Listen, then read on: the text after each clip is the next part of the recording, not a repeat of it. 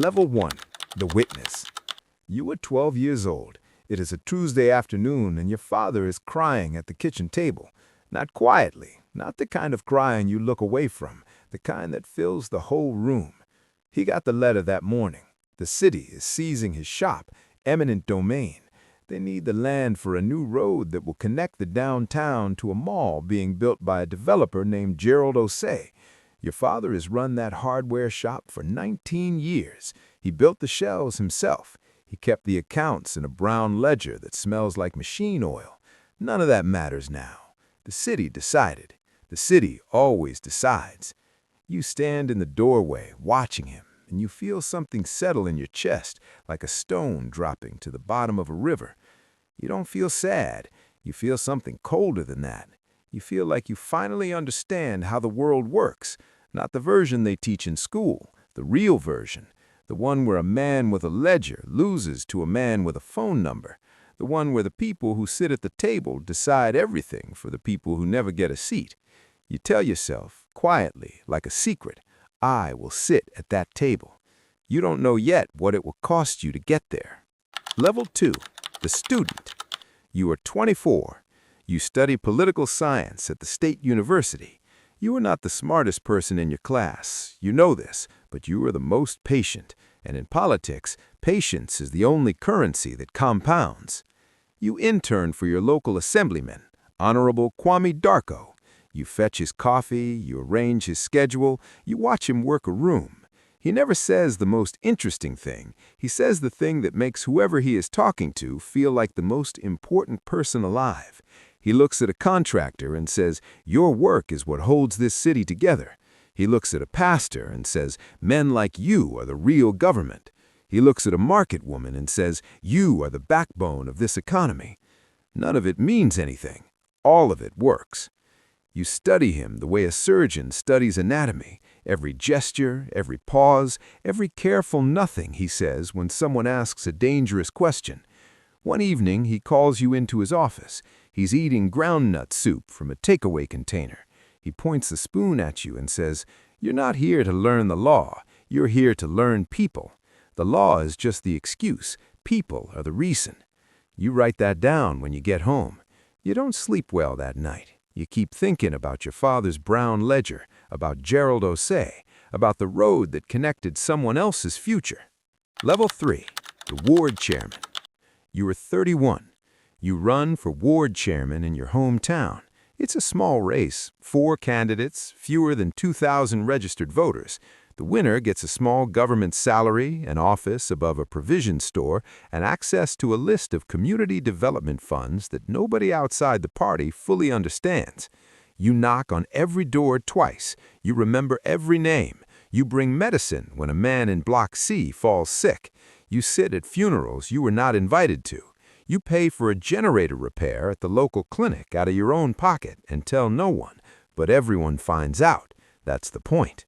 You win by 312 votes. Your first week in office, a man named Sully visits you. He's a contractor. He builds roads mostly. He has a broad face and soft hands, and he speaks very quietly, the way men do when they want you to lean in to hear them.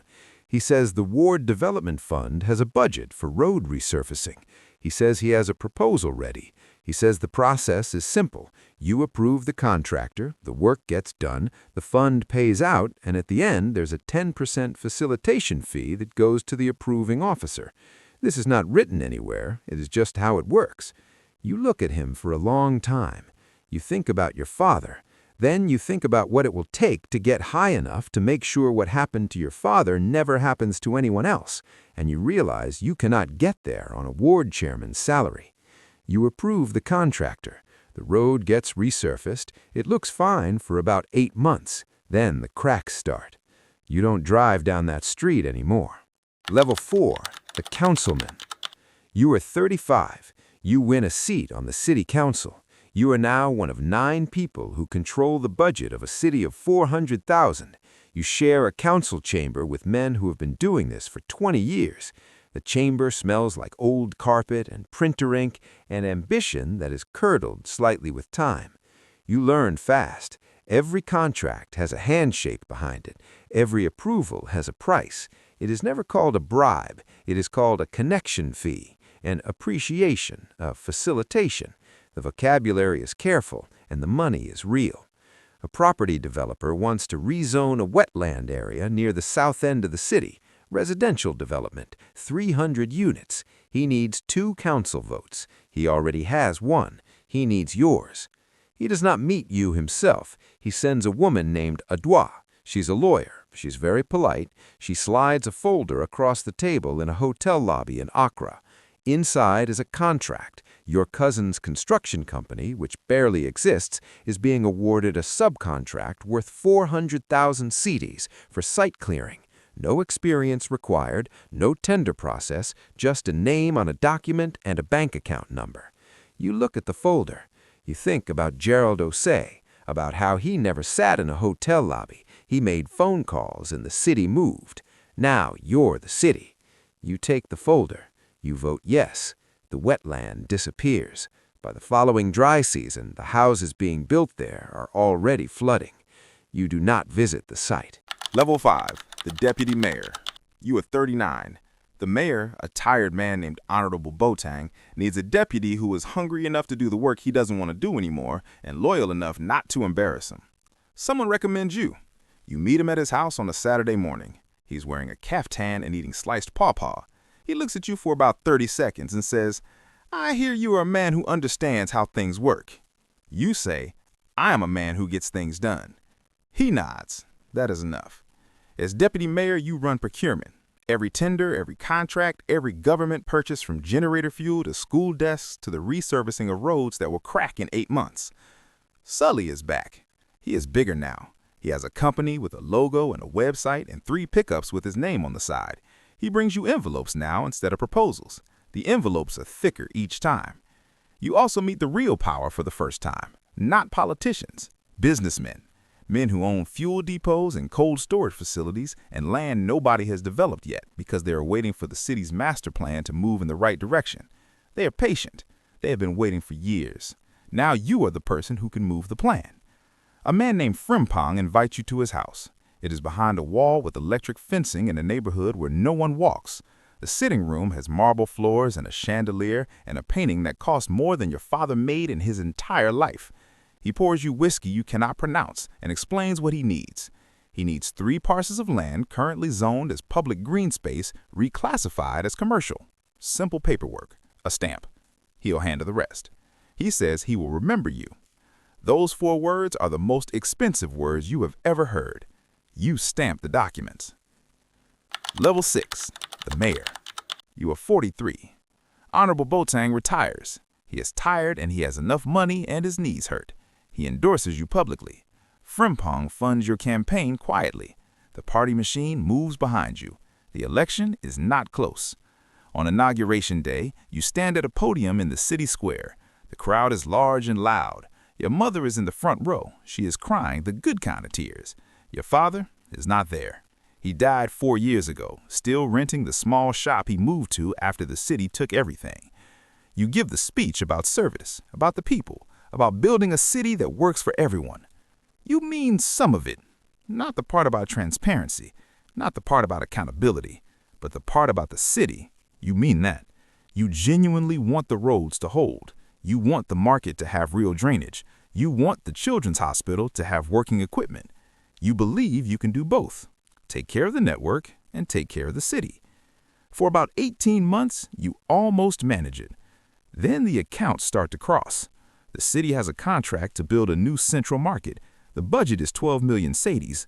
The real cost, properly done, is 9 million. You know this. You approved 12 million. The contractor is Sully's company. Sully gives you back 2 million.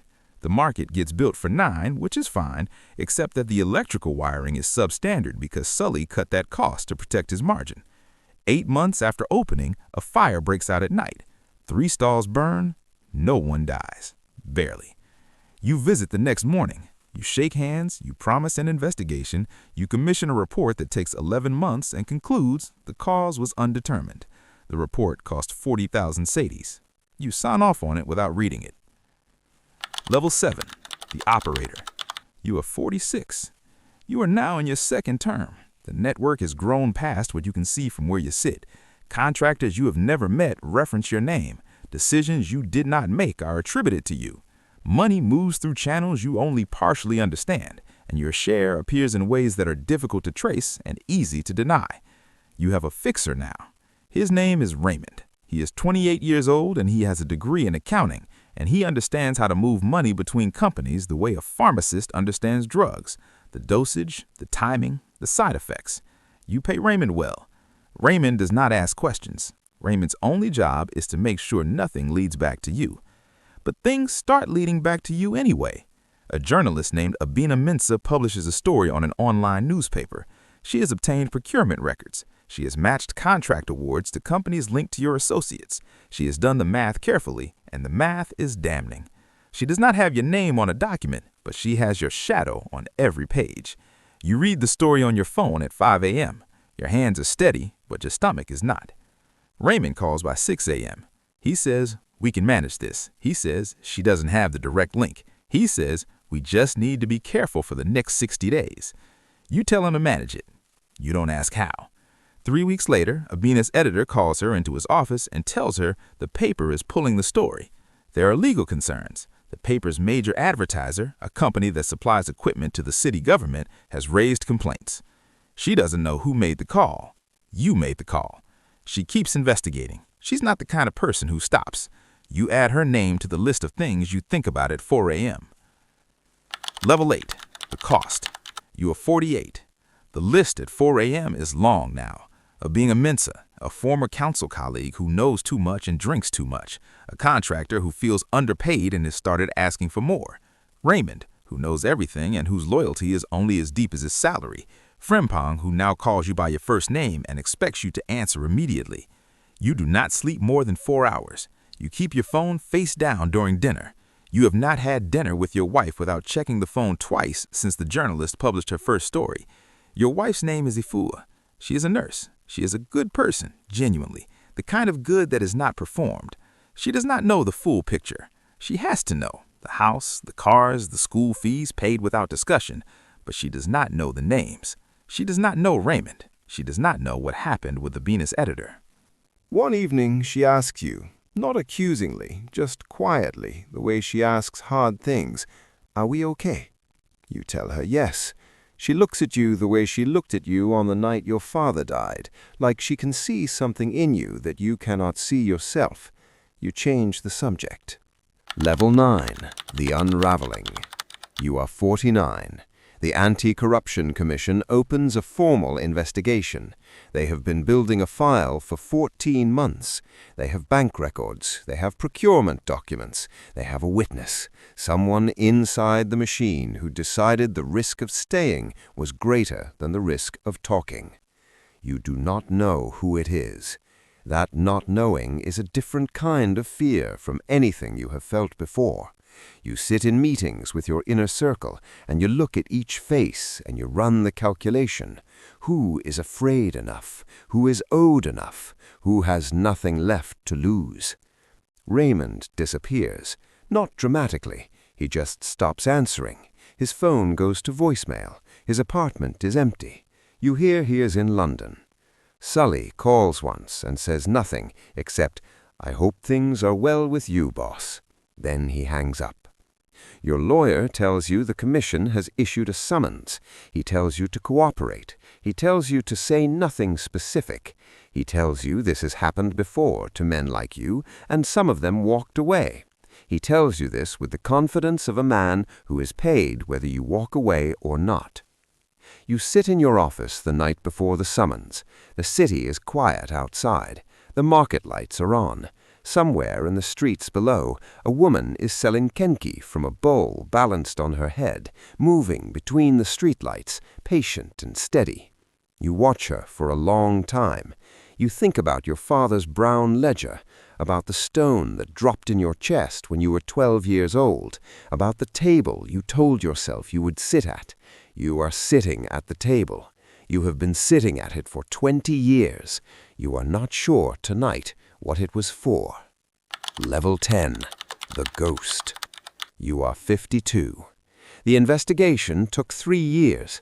The charges were reduced twice. Your lawyer was very good, and the system protects the people who know where the system's own bodies are buried.